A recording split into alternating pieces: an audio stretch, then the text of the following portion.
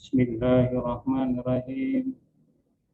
Assalamualaikum warahmatullahi wabarakatuh. Alhamdulillah, alhamdulillahilladzi arsala rasulahu bil huda wa dinil haq yudhhira ala dini kulli wa kafa billahi syahida. Asyhadu an la ilaha illallah wahdahu la syarika lah wa asyhadu anna Muhammadan abduhu wa rasuluhu la nabiyya ba'da. Allahumma salli wa sallim wa barik ala Muhammad wa ala ali Muhammad kama sholaita ala Ibrahim wa ala ali Ibrahim innaka Hamidul Majid.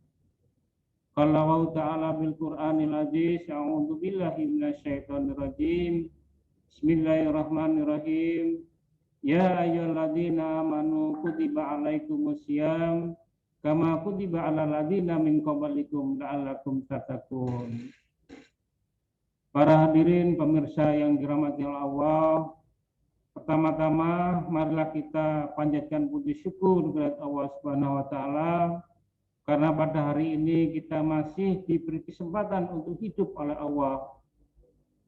Salat serta salam marilah kita sampaikan kepada junjungan kita Nabi Muhammad SAW, yang mana berkat kehadiran beliau, umat manusia menjadi umat yang lebih baik.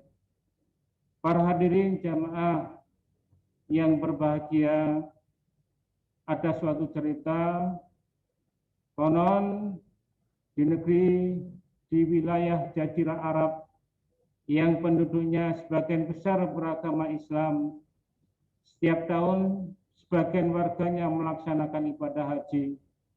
Mereka pergi ke Mekah berombongan dengan mengendarai onta. Pada satu tahun tertentu, ada seorang jamaah haji negeri itu yang menghiasi ontanya dengan kain warna-warni yang sangat indah. Rupanya tindakan salah seorang jamaah haji ini menarik jamaah haji yang lain. Mereka membicarakannya sepanjang perjalanan menuju ke Tanah Suci. Begitu pula sepulang dari haji, semua jamaah haji tak henti-hentinya mengagumi kreativitas salah seorang jamaah haji yang menghiasi ontanya. Maka pada tahun berikutnya, beberapa orang jamaah haji dari negeri itu meniru tindakan yang dilakukan oleh haji tersebut. Onta mereka hiasi dengan kain warna-warni yang sangat indah. Waktu terus berjalan, tahun-tahun berikutnya semua jamaah haji negeri itu harus menghiasi onta mereka dengan kain dan hiasan yang sangat menarik dan indah.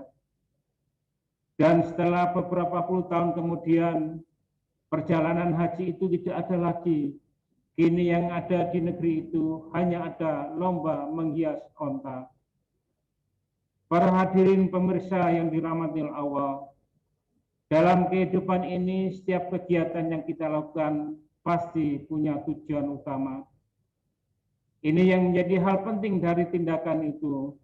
Namun di dalam perjalanan melaksanakan tindakan itu, seringkali ada hal-hal yang kecil yang sering kita mengikuti kegiatan itu.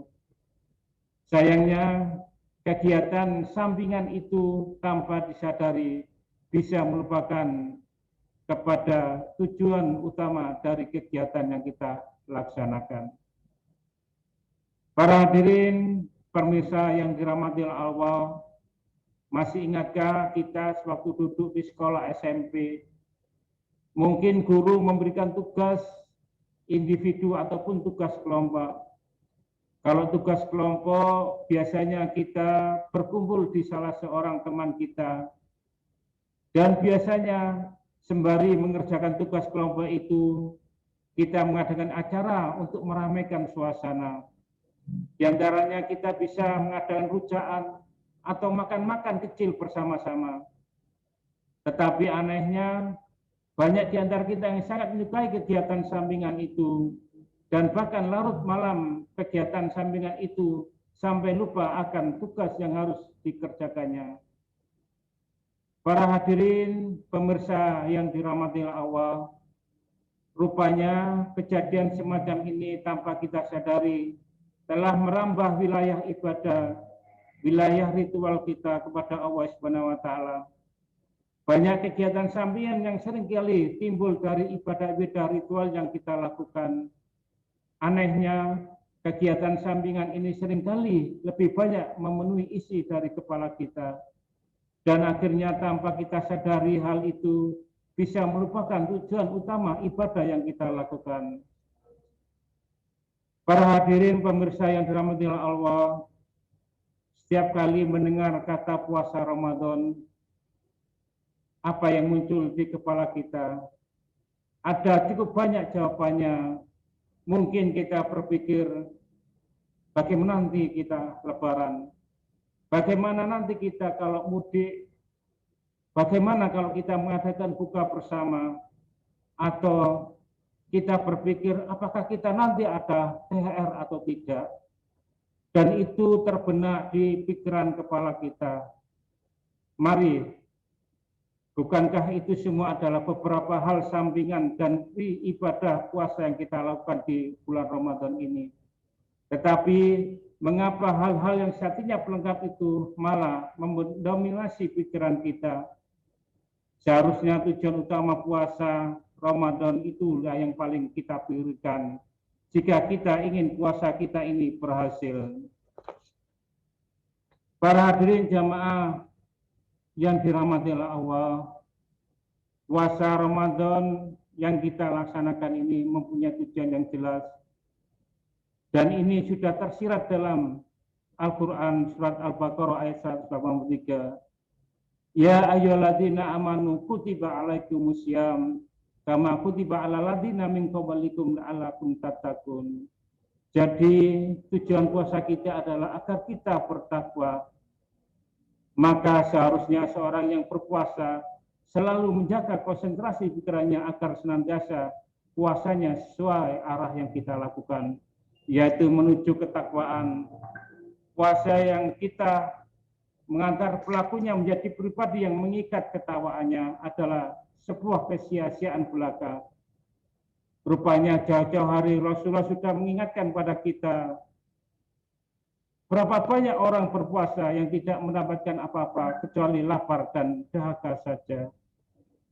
Pengertian takwa menurut istilah sudah sering kita baca di literatur atau mendengarnya dari para perencana. Secara umum, pengertian takwa itu mengarah pada satu konsep, yakni melaksanakan semua perintah Allah dan menjauhi segala larangannya.